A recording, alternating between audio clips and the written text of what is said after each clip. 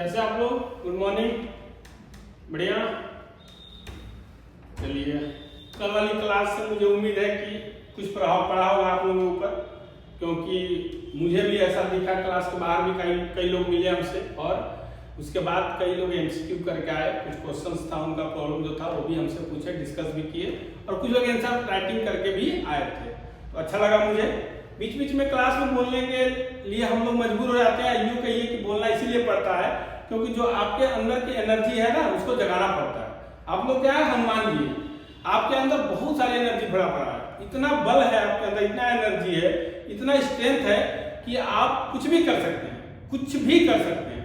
लेकिन वो आपको बताना पड़ता है, आपके अंदर की एनर्जी को जगाना पड़ता है। सबके साथ होता है, उम्र ही ऐसा है, हम लोग के साथ भी ऐसा रहा, ऐसा हुआ है। तो इसीलिए हम लोग हैं भी कि आपको जगाया जाए। हम लोग जामवंत की तरह आपके एनर्जी को जो अंदर छुपी है उसको निकाला जाए, बताया जाए, ताकि आप लोग अपने लक्ष्य पे फोकस कर सकें। ठीक है, तो मुझे उम्मीद है कि आने वाला क्लास भी इसी तरह होगा और आप लोग रिवीजन करके आएंगे और जिस तरह कल के क्लास में आप लोगों ने आप पे जो प्रभाव पड़ा उसका हमें दिखा, वो आगे भी दिखेगा। आइए आगे चलते। हम लोग पढ़ रहे थे अर्थ को, पृथ्वी को। इसके पहले एक क्लास पृथ्वी पे हुई थी। आज भी पृथ्वी का जो बच गया था थोड़ा बड़ा फैक्ट, उसको आज हम लोग देख लेंगे, उसको आज कंप्लीट करेंगे, अर्थ को कंप्लीट करेंगे, ताकि आगे वाले प्लैनेट पे हम लोग शिफ्ट हो पाए, उसको पढ़ पाए। ठीक है, कोई डाउट? बहुत बढ़िया। तो हम लोग कल पढ़े थे प्रॉक्सिमा सेंचुरी के बारे में, लास्ट था वो, और ये भी पढ़े थे कि तारे हमें क्यों नहीं, और तारे हमें क्यों नहीं दिखाई देते हैं, जबकि सूर्य से भी बड़े बड़े तारे यूनिवर्स में पड़े हैं। तो उसके लिए हम लोग पता कर लिए थे कि क्यों नहीं दिखाई देते। अब आगे वाला फैक्ट हम लोग देखते हैं। आगे वाला फैक्ट हम लोग देखते हैं। चलिए, आगे फैक्ट ये था कि साइरस या डॉग स्टार रात्रि में दिखाई देते हैं। एक तो प्रॉक्सिमा सेंचुरी था, उसके बाद ये भी एक क्या स्टार है, साइरस या डॉग स्टार। ये पृथ्वी से ये भी नजदीक है और ये रात्रि में दिखाई देते हैं। मतलब रात में सर्वाधिक चमकने वाला तारा यही है, प्रॉक्सिमा या डॉग स्टार। ठीक, ये भी क्वेश्चन आया हुआ है कि प्रॉक्सिमा और डॉग स्टार किसके नजदीक है? ये पृथ्वी के नजदीक है। दूसरी बात, सबसे ज्यादा चमकने वाले तारे कौन से हैं? प्रॉक्सिमा और डॉग स्टार या फिर साइरस। अगला फैक्ट, पृथ्वी का एकमात्र उपग्रह कौन सा है? कौन सा है? चंद्रमा है। ठीक है, सभी ग्रहों का अपना अपना उपग्रह है। किसी का बहुत ज्यादा है, किसी का कम है, किसी का एक ही है। तो पृथ्वी हमारी ऐसी एक ग्रह जिसका एक ही उपग्रह है, वो है चंद्रमा। मतलब उसका एक असिस्टेंट है, उसको मानने वाला है, सबसे ज्यादा जानने वाला है, सबसे ज्यादा परिचित है, जो कहिए कि उसके सबसे नजदीक है, उसके ख्याल रखने वाला, उसके सुख दुख में शामिल रहने वाला वो है चंद्रमा। हालांकि 8 ग्रहों में से कुछ ऐसे भी ग्रह हैं जिनके अपने कोई उपग्रह नहीं है, उनका कोई शुभचिंतक नहीं है। ठीक है, सिवाय सूर्य के। सूर्य तो सबका शुभचिंतक है। तो उनमें से 2 ग्रह हैं, कौन कौन से? बुध और शुक्र, जिनका कोई उपग्रह नहीं है। लेकिन पृथ्वी सौभाग्यशाली है कि उसका कोई अपना शुभचिंतक है, अपना कोई उपग्रह है और उसका नाम है चंद्रमा।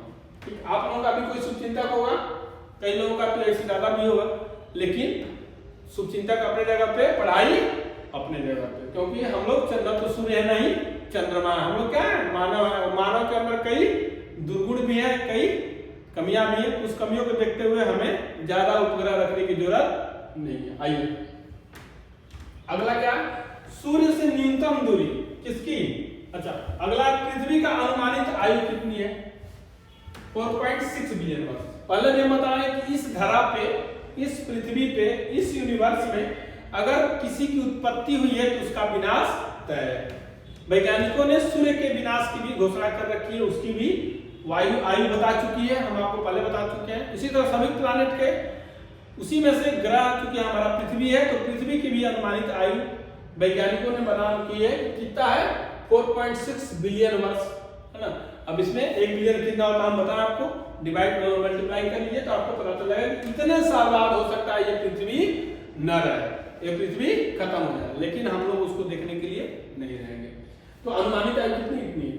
अब सूर्य से न्यूनतम दूरी 4.70 करोड़ और सूर्य से इसकी अधिकतम दूरी 15.21 करोड़ और इसका माध्य दूरी लगभग 14.98 या 15 करोड़। हम अभी इसके पहले वाला क्लास में बता चुके हैं कि सूर्य क्या है, पृथ्वी क्या है, सूर्य से कभी ज्यादा दूर हो जाती है, कभी उसके नजदीक हो जाती है, नजदीक होती है उसको एपीहेलियन, दूर होती है पेरीहेलियन, कुछ ऐसा आगे बताएंगे उसको। तो इसकी अपनी एक माध्य औसत दूरी भी है और ये इसकी न्यूनतम और अधिकतम दूरी भी है। चंद्रमा से दूरी पृथ्वी की कितनी है, तो 3,84,000 किलोमीटर। अब सोचिए चंद्रमा इतना दूर है, तब हमारा मामा है, चंदा मामा है, तो चंदा मामा हमसे काफी दूर है। गाना भी है चंदा मामा दूर के पुआ पकावा गुड़ के, ऐसा कहा जाता है ना, तो इतने दूर है इसीलिए वो गाना भी बना था। तो चंद्रमा से दूरी कितनी है, 3,84,000 किलोमीटर। ठीक। पृथ्वी, अगला फैक्ट है कि पृथ्वी दिवस कब मनाया जाता है, 22 अप्रैल को। पृथ्वी दिवस कब मनाया जाता है, 22 अप्रैल को। 22 अप्रैल को पृथ्वी दिवस मनाया जाता है। अब ये दिवस हर साल मनाया जाता है, आप लोगों को पता होगा ये बात कि हर साल मनाया जाता है ये दिवस, पृथ्वी दिवस।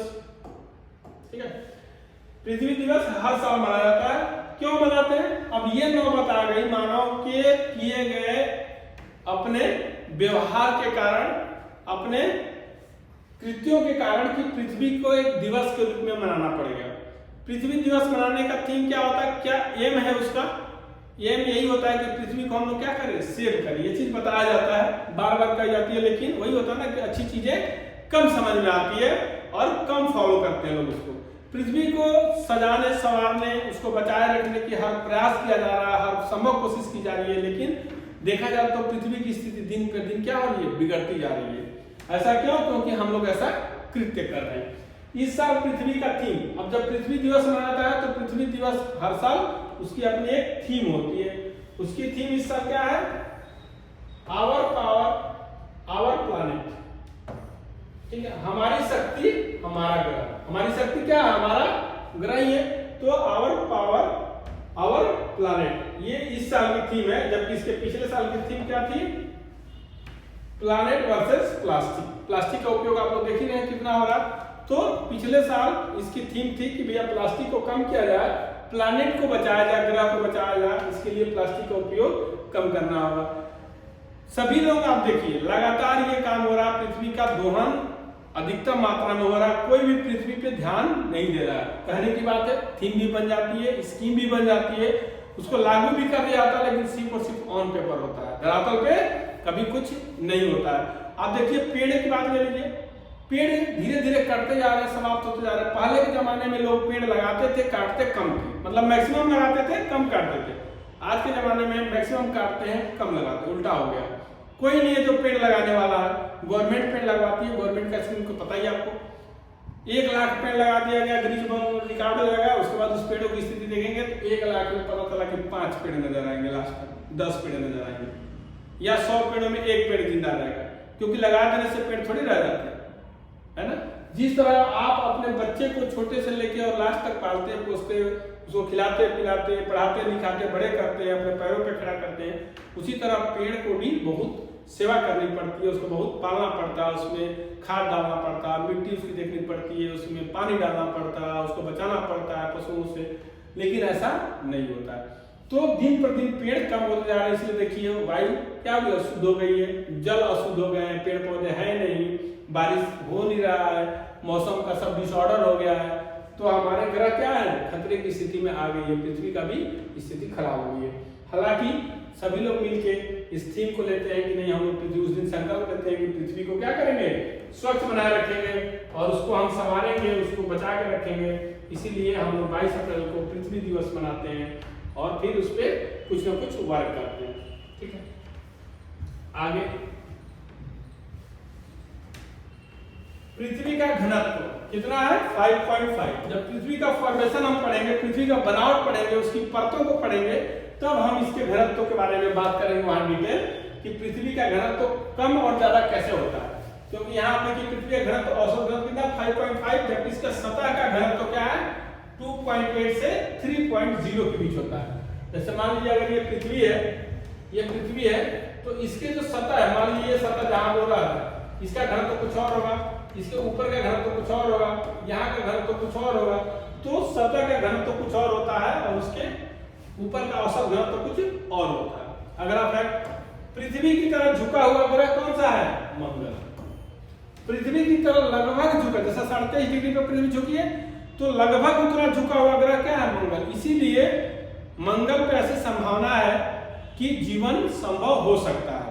वैज्ञानिकों द्वारा खोज किया जा रहा है, मंगलयान भेजे जा रहे हैं, बार बार रिसर्च हो रहा है, तो जीवन संभव है, तो वहां हम लोग रह सकते हैं, ऐसा वैज्ञानिकों का मानना है। ठीक है, इसके अलावा अगला फैक्ट है, पृथ्वी पर जी का सर्वाधिक मान क्या होता है?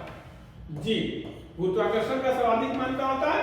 ध्रुव पे। सबसे कम क्या होता है? विषुवत रेखा या फिर भूमध्य रेखा पे। ये क्वेश्चन आया हुआ कि जी का मान पृथ्वी पर सबसे अधिक कहां होता है और सबसे कम कहां होता है? तो सबसे अधिक कहां होता है? ध्रुव पे होता है, और सबसे कम कहां होता है? विषुवत रेखा या उसी को भूमध्य रेखा बोलते हैं। क्यों ऐसा होता है? क्योंकि एक फार्मूला है G = G_me/r², मास, ग्रेविटेशनल फोर्स और रेडियस। अब ग्रेविटेशनल फोर्स और रेडियस में इनवर्सली प्रोपोर्शनल होता है, विक्रमानुपाती होता है। व्युत्क्रमानुपाती का मतलब कि जहां रेडियस कम होगा वहां जी ज्यादा होगा, जहां रेडियस ज्यादा होगा वहां जी कम होगा। जैसे आप मान लीजिए अर्थ पृथ्वी है, तो सीधी सी बात है कि यहाँ पे रेडियस क्या होगा? इसका ज्यादा होगा। तो जब यहाँ पे ज्यादा होगा तो क्या हो जाएगा? जी का मान यहाँ कम हो जाएगा, और यहाँ पे रेडियस कम होगा इस एरिया में, तो जब इस एरिया में रेडियस कम होगा तो यहाँ पे जी का मान ज्यादा होगा। इसलिए जी का मान ध्रुव पे ज्यादा होता है क्योंकि वहाँ रेडियस कम होता है, विषुवत रेखा पे कम होता है क्योंकि वहाँ रेडियस ज्यादा होता है। आर जहाँ ज्यादा होगा जी कम होगा, आर जहाँ कम होगा जी ज्यादा होगा। ठीक है, कोई डाउट? कोई डाउट नहीं, ठीक, सिंपल है, ऐसा उसमें वो नहीं है। इस जी से कोई मतलब भी नहीं है क्योंकि ये हमेशा कांस्टेंट रहता है, ये इसका अनुपात समान रहता है हमेशा। घूर्णन के कारण ही दिन और रात होते हैं। पृथ्वी अगर अपने अक्ष पे नहीं घूमती, नाचती नहीं, घूर्णन नहीं करती, आप लट्टू नचा होंगे, इनमें सभी लोग नचाए होंगे ना, लट्टू के बारे में सब जानते हैं। ठीक, लट्टू क्या होता है? रस्सी से आप देखे होंगे, लकड़ी का होता है, नीचे पिन लगा होता है लोहे का, जिसको कील बोलते हैं। उस कील पे हम लोग रस्सी बांध कर लट्टू को ऐसे फेंक कर नचाते हैं, तो लट्टू अपने अक्ष पे क्या होता है? गोल गोल गोल गोल गोल घूमते रहता है, वही उसका क्या है? घूर्णन है। लेकिन अगर वही रस्सी खींच के मारे और बीच में कुछ और लट्टू कई बार ऐसे घूम के आता है, तो उसी को बोलते हैं परिक्रमा। वो सूर्य का परिक्रमा हो गया, मतलब सूर्य की परिक्रमा भी कर रही है पृथ्वी, और पृथ्वी अपने अक्ष पे भी घूम रही है। तो जो पृथ्वी का अपने अक्ष पे घूर्णन है वही है कितना? उसी के कारण जो हम बताए थे 23 घंटा बताया था आपको ना, 56 मिनट 4 सेकंड, तो वो जो घूर्णन है इसी के कारण दिन और रात होता है। यदि पृथ्वी अपने अक्ष पे नहीं घूमती तो दिन और रात नहीं होता। हो सकता है दिन ही दिन होता, हो सकता है कि रात ही रात होता। तो हम लोग हो सकता है रात को सोने की आदत है तो सोते ही रहते, और जिसको जगने की आदत है वो जगा ही रहता। दिन में पूरा काम ही होता, मतलब 24 घंटे काम ही काम करते, सोते ही नहीं, या तो फिर सोते ही सोते रहते। तो दिन और रात नहीं होता, तो कई दिन और रात वाले गाने भी नहीं बनते। आज अगला कह रहा है कि परिक्रमा के कारण मौसम बदलता है।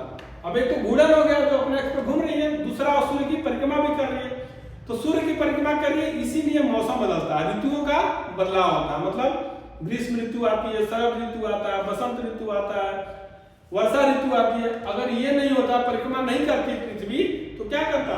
पता था तो सिर्फ गर्मी ही गर्मी हो रही है, सर्दी नामो निशान नहीं है, सिर्फ बरसात ही बरसात हो रहा है, गर्मी का नामो निशान नहीं है। तो इसलिए मेन फैक्टर है उसका परिक्रमा। अगला, विषुवत रेखा पर किसी पिंड का भार सबसे कम तथा ध्रुवों पर सर्वाधिक होता है। अब जैसे पृथ्वी है, अभी आपको बताया तो मान लीजिए पृथ्वी है, ये पृथ्वी। अब ये कह रहा है कि विषुवत रेखा या भूमध्य रेखा, इस रेखा पर किसी पिंड का भार सबसे क्या होता है? कम होता है, भार सबसे कम होता है, और ध्रुवों पे भार सबसे अधिक होता है। क्यों? क्योंकि इसके लिए एक बल है अपकेंद्रीय बल, अपकेंद्रीय बल। ठीक है, मतलब जो बाहर की तरफ सेंट्रीफ्यूगल फोर्स जो बाहर की तरफ लगता है, तो ये जो बल होता है वो विषुवत रेखा पर सबसे अधिक होता है। अभिकेंद्रीय बल विषुवत रेखा पर सबसे अधिक लगता है, इसीलिए किसी पिंड का भार सबसे कम इस पे होता है। जहां अपकेंद्रीय बल सबसे कम लगेगा वहां किसी पिंड का भार सबसे अधिक होगा। ध्रुवों पे सबसे कम लगता है, इसलिए ध्रुवों पे पिंड का भार अधिक होता है। विषुवत रेखा पे सबसे अधिक लगता है, विषुवत रेखा पे सबसे कम लगता है, इसीलिए विषुवत रेखा पर किसी भिन्न का भार सबसे कम होता है। ठीक है, यहाँ पे यहाँ से भी आप चेक करते हैं, ये है मास, मतलब जी जहां सर्वाधिक होगा वहां मास सर्वाधिक होगा, जी जहां कम होगा वहां मास सबसे कम होगा। ध्रुवों पे जी का मान क्या हो जाता है, कम हो जाता है, तो मास भी कम हो जाएगा। ठीक है, अगला,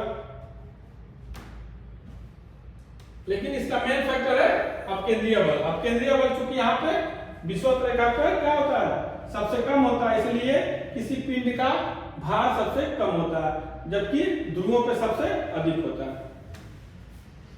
ठीक है, अगला फैक्ट है कि अधिकांश कृत्रिम उपग्रह आर्टिफिशियल प्लैनेट पृथ्वी के पूर्व से प्रक्षेपित किए जाते हैं।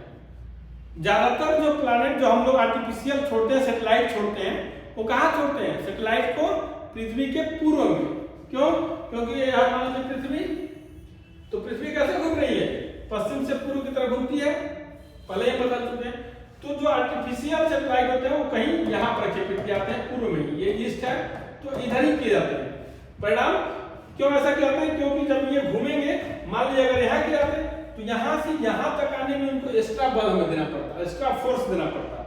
लेकिन चूंकि जैसे ही यहाँ हम करते हैं और पृथ्वी घूम रही है तो ये सीधे इसको लेती है और अपने ही वेग से इसको भी घुमाना शुरू कर देती है, और ये जो आर्टिफिशियल सैटेलाइट है ये भी पृथ्वी के परिक्रमा करना शुरू कर देते हैं। तो इसीलिए उसके ईस्ट में लगाया जाता है, ईस्ट में प्रक्षेपित किया जाता है। हालांकि सभी को नहीं, अधिकांश को, कुछ ऐसे भी सैटेलाइट है जिनको उत्तर या दक्षिण में भी प्रक्षेपित किए जाते हैं। पूर्व में करने का सिर्फ और सिर्फ एक एम है, ताकि उनको जो विकास बल है एक्स्ट्रा फोर्स हमें नहीं लगाना पड़े, उनमें खुद पे खुद मिल जाए, पृथ्वी के साथ तो परिक्रमा करने लगे। अगला फैक्ट है कि यदि पृथ्वी और सूर्य के बीच की दूरी कम कर दे कितना भी, ऐसे वैज्ञानिक बताते हैं कि अगर 1/4 कर दे तो क्या हो जाएगा, फिर आप देखेंगे कि जो वर्ष की अवधि है ना, जो 365 दिन की अवधि है वो अपने आप कम हो जाएगी। मतलब अगर हम पृथ्वी और सूर्य के बीच की दूरी कम कर दें, लगभग 1/4 कर दें, तो वर्ष की अवधि भी बहुत कम हो जाएगी। उसको सीधे से ऐसे भी समझ सकते हैं, जब पृथ्वी नजदीक हो जाएगी तो क्या जाएगा, रोशनी बहुत अधिक मिलेगा, पता चला दिन की अवधि बहुत अधिक बढ़ जाएगी, तो फिर दिन और रात का जो ऑर्डर है, दिन और रात का जो समय बंटवारा वो कम हो जाएगा, और परिणाम क्या हो जाएगा, वर्ष की अवधि अपने आप कम हो जाएगी। तो ये है पृथ्वी के बारे में इतना सफिशिएंट है, इससे ज्यादा क्वेश्चन पृथ्वी के बारे में नहीं पूछेगा। फैक्ट्स के रूप में, फॉर्मेशन के रूप में या फिर कंसेप्ट के रूप में हम लोग आगे पृथ्वी को और अच्छे से समझेंगे और अच्छे से पढ़ेंगे, लेकिन पृथ्वी से जो क्वेश्चन आया हुआ है, जो क्वेश्चन आ सकता है, वो इतना सफिशिएंट है। तो आज इतना ही। पृथ्वी इस तरह उपग्रह हम लोगों का समाप्त हो गया। समाप्त होने का मतलब कि चैप्टर पृथ्वी के संबंधित ये तक खत्म हुआ, उपग्रह के रूप में, फैक्ट्स के रूप में। आगे हम लोग फिर मंगल को पढ़ेंगे, बृहस्पति को पढ़ेंगे, और ऐसे धीरे करके आगे बढ़ेंगे। तो आज के लिए इतना ही। मुझे उम्मीद है ये क्लास आपको अच्छी लगी होगी, और आगे फिर पिछले क्लास की तरह आप लोग मेहनत करके आएंगे, ये मैं पूर्ण विश्वास है, मुझे ये उम्मीद भी है। तो आप लोग फिर से रिवीजन करके आएंगे, MCQ लगा के आएंगे, PYQ लगा के आएंगे, और आंसर राइटिंग भी करके जो लोग ला रहे हैं वो लाते रहेंगे। आगे हम बताएंगे जब मैं इसका क्लास चलेगी तो कैसे क्या करना, लेकिन अपने से कुछ ना कुछ करते रहेंगे। तो आज इतना ही।